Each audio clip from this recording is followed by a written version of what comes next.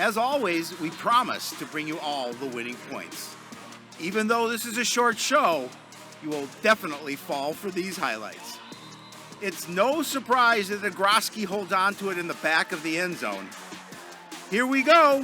Sports Night is next. Hello, everyone, and welcome to Sports Night. I'm Joe Young. And I'm Howie Shapiro, and we have a short show. Talk about short shows. Not much left of the fall season. Only 3 varsity events this past week. CTN was there for 2 of those 3, so we obviously have highlights of that and, playoffs coming up. But, looking at that Ogroski catch again, Kai had a great toe tap in the corner as well. 2 pretty impressive receivers. Great to see them both getting down in the end zone. And there were some very exciting moments, but ends with a head scratcher. I'm still bitter. Well? Still bitter. It's unfortunate. Football team heads into the playoffs after a heartbreaking loss last week, their 4th straight to end the regular season. Cardinals traveled to Farmington on Thursday. Tigers lost the first 5 games of the season, but had scored more than 50 points in each of their previous 2. It was a battle of 2 2-5 teams that needed overtime to decide. Tigers established a ground game early, opening drive, 8 plays, all on the ground. Jeffrey Branson did much of the heavy lifting, more than 50 yards on 4 carries. It's Brock Wyatt who finishes it, though. A 6-yard touchdown gets Farmington on the board. Failed 2-point conversion, 6-0. Cardinals answer quickly. First play from scrimmage, Jacob Maddock airing it out over the middle, connects with Lofton Ogroski for 49 yards. Down inside the Tiger 15. That leads to a 1-yard Danny Scheller touchdown. The Cardinals take a 7-6 lead late in the first quarter. No more scoring until the final minute and a half. Great drive by the Cardinals. Maddock completed 6 straight passes. That one to Ogroski again picks up 25, gets them into Tiger territory. And fittingly, it's Maddock to Ogroski to finish. Beautiful toe tap for the TD. Cardinals are up 14-6 at the break. Farmington facing 3rd and 17. High snap is juggled, but then Jonah Ask decides to take off. He turns a broken play into a breakaway. He goes 61 yards for the score. Another failed 2-point attempt, 14-12 Coon Rapids. Cardinals answer with a quarterback score of their own. Jacob Maddox's 15-yard scramble capped a great 12-play drive.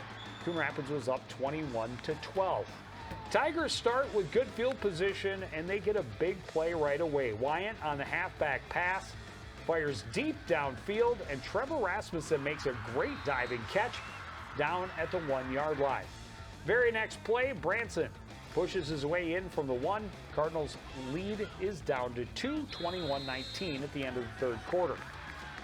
Another good drive for the Cards. Another brilliant catch in the end zone. This time it's Kyjon Cummings-Coleman showing the sideline skills. This PAT, though, meant it stayed a 1-score game. Cards up 8, 27-19. Farmington ran the ball 7 straight times, and then on 3rd and 10 from the 41, Ask gets plenty of time and airs it out over the middle. Wyatt runs under it. 41-yard touchdown. They get the 2-point conversion. We go to overtime. First play of Farmington's possession. Branson was not to be denied. Bullies his way straight up the middle. 34-27. Cardinals have to answer 3rd and goal. Maddock able to find Jared Fearing all alone at the back of the end zone. Cardinals decide it's do or die. They go for the win on the 2-point conversion. Great play call, but the pass just a little high. And Danny Scheller can't reel it in for the 2-point conversion. He was wide open, but the Cardinals drop a tough one, 34-33 in overtime. They've dropped a lot of tough ones, unfortunately, and, we talk about it all the time. This could be a very different season had things turned their way a number of times. I mean, against Anoka. We're talking a half a dozen plays. St. Michael. Maybe a dozen plays. Yeah, Blaine. Over the course of the season. They could easily be 6-2. They really could, and it's unfortunate. And the opponent that stands in their way for their next game is going to be a tough one. Yeah, it's and we talked a little bit about this before as well. You knew going in. I mean, coming into the season, you knew it was going to be a tough road to hoe. Being the Cardinals in a complete 6A schedule, but the difference between being a 2-6 team and therefore getting the 7 seed and going to take on the number 2 seed from Section 3, which is Lakeville North, ranked number 3 in the state. the difference between that and being a 6-2 team, and perhaps being able to host a team that is, as you're maybe the 2 or 3 seed hosting a team from the other bracket. Much different how you would approach that weekend or that Friday night football game. Eden Prairie is the number 1 overall seed, and they are. And of course, this is parts of 2 different brackets because you have 3 and 7 crossing over 4 and 5.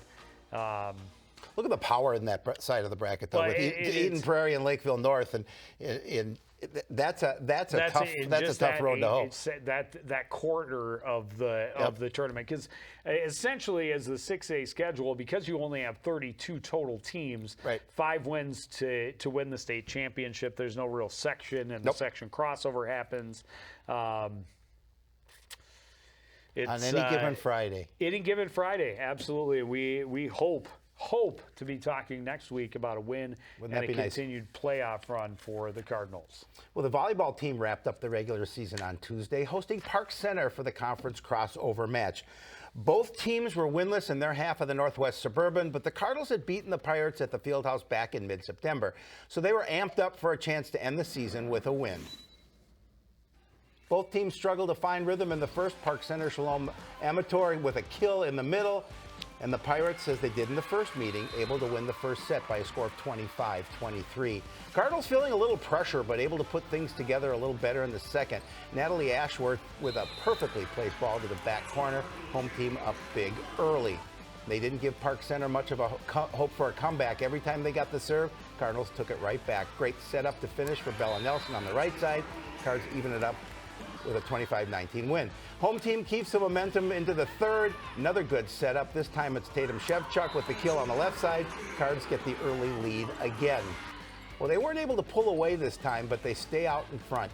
Nelson with an absolute hammer to the floor right here. Cardinals go up 2-1 with a 25-17 win.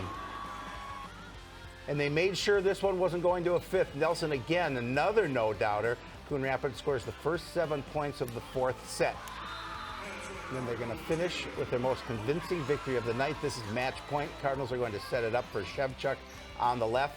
She's stuffed, but out of bounds, and the Cardinals earn the 4-set win with a 25-14 final in the fourth. Yeah, it was interesting how similar the match went to the previous meeting between the two. And one thing those highlights were missing was Vivian Peplow and the pass over the net, the several set times over the net. I mean, she did it so many times, and it was we've seen it. Obviously, we've seen girls do it for years, but I don't know that I've been witness to a match where it happened that many times successfully in one match. So, it was fun to see the smiles on the girls' faces. Definitely. Always great to end the regular season with a win. However, we talked about obviously the football team, a huge challenge in their first round section matchup. Same can be said for the volleyball team. As the number 8 seed, they travel to take on number 1 Anoka. They will play the Tornadoes on Wednesday night at 7 o'clock. We'll have that game here on CTN after the game premiering at midnight. Cambridge, the number 4 seed, will welcome Blaine.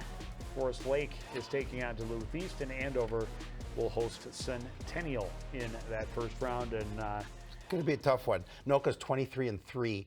Beat the Cardinals handily 3-0 the first time that they met, and it's definitely a true David versus Goliath in this matchup, but you never know. Any given Wednesday. Any given Wednesday.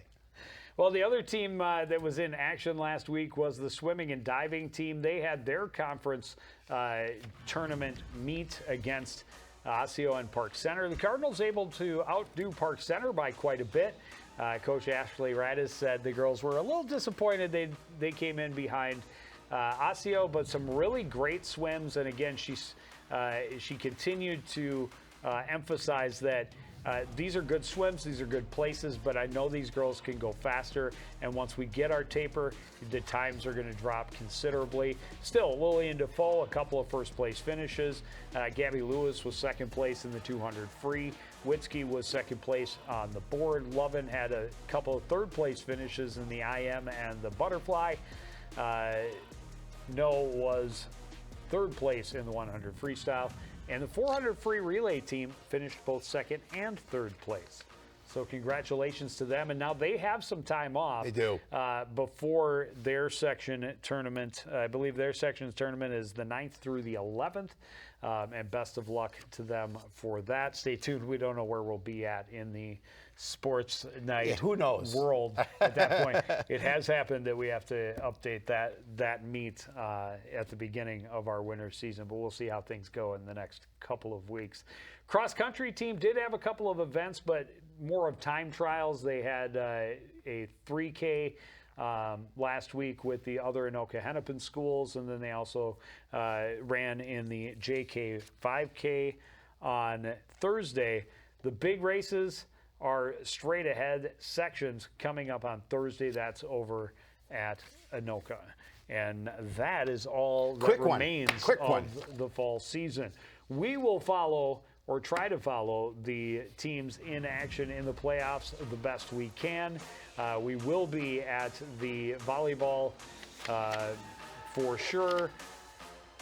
Question marks on Friday night's football, and that is still being worked out, a small press box situation. But as we said, any given Friday, and let's get them back for another week. We might be in the CTN balloon, hot air balloon, doing that one. We'll see what we can work out. Be great to be there. But that is going to do it for this edition of Sports Night. I want to thank everybody out there for joining us and continuing to support everything we do here at CTN. For the entire crew, including Howie Shapiro, I'm Joe Young, saying good night.